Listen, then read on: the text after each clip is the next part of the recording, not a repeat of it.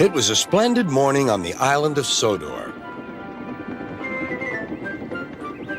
James was feeling very pleased with himself.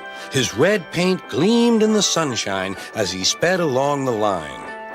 He reached the junction just as Percy puffed in with some freight cars. James was surprised to see him. What are you doing here, Percy? You should be at the station by now. I know, sighed Percy. These cars have been troublesome all morning. That's no excuse, Percy. Nothing should stop us. Sir Topham Hatt relies on us to be on time. Now, if you'll excuse me, I'll be on my way. And James puffed importantly away. Bossy buffers, muttered Percy.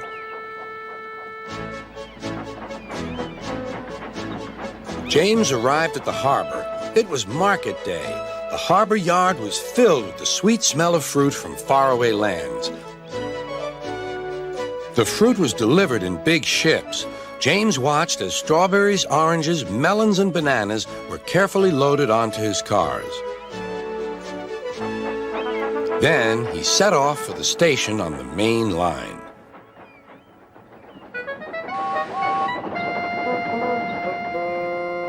On the way, he met Thomas.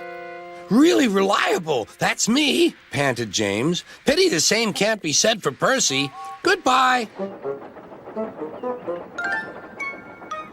What was all that about? Gasped Annie and Clarabelle. That was trouble. Trouble for James. Just wait and see. Percy was back in the yard and busy shunting. He had the cars in good order and was making up for lost time. But the station master had bad news. What's happened? Asked Percy's driver. James's brakes have jammed. We need Percy's help right away. Percy quickly set off to the rescue.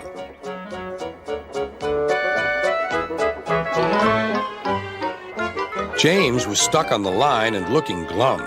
Percy couldn't help laughing. Got yourself in a bit of a jam, eh, James? A sticky situation? Be quiet. It's not funny having jammed brakes. And not very reliable either. I'm surprised you let it happen, James. Nothing should stop us engines. That's enough, Percy, said the driver. Can you push these cars? Of course I can.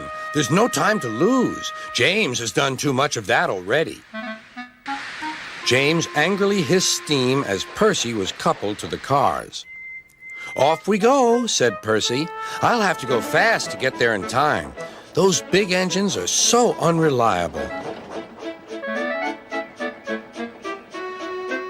Be careful, Percy, called his driver, but Percy was in a hurry.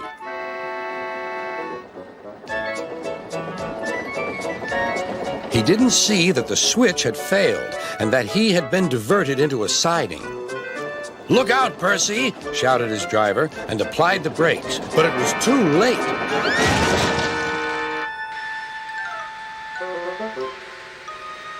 The driver and fireman had jumped clear, but squashed fruit squirted all over Percy.